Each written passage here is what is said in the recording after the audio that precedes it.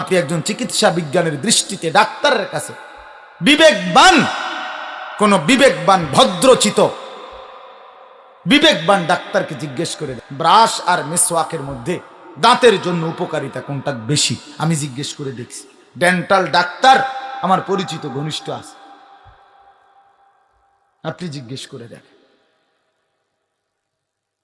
আপনি একজন ডাক্তারকে দেখেন, জিজ্ঞেস করে ডাইনিং টেবিলে বসে খাওয়া আর সমান জায়গায় বসে খাওয়া, পিঠ সোজা রেখে খাওয়ার মধ্যে আপনার শারীরিক উপকারিতা কোনটাতে বেশি, জিজ্ঞেস করে দেখেন।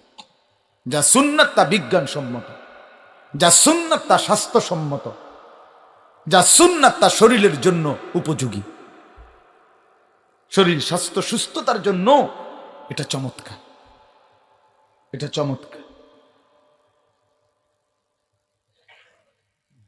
এই জন্য আমরা প্রত্যেকেই রাসূলুল্লাহ সাল্লাল্লাহু আলাইহি সাল্লামের অনুসরণের চেষ্টা করি, বলেন ইনশাআল্লাহ।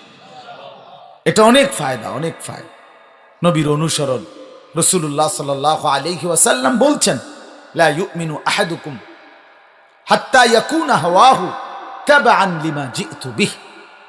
নবী সাল্লাল্লাহু আলাইহি সাল্লাম বলেন, তোমাদের কেহ পূর্ণাঙ্গ মুমিন হতে পারবে না যতক্ষণ পর্যন্ত সে তার মনের চাহিদাকে, তার সমস্ত কাজকর্মকে, নিজের ইচ্ছা পরিকল্পনা কর্মকে আমি রাসূল যা করেছি, যা নিয়ে এসেছি সেইটার অনুসারী না বানাবে, ততক্ষণ পূর্ণ ঈমানদার হইতে পারবে না। সুন্নাতের অনুসরণ করতে হবে।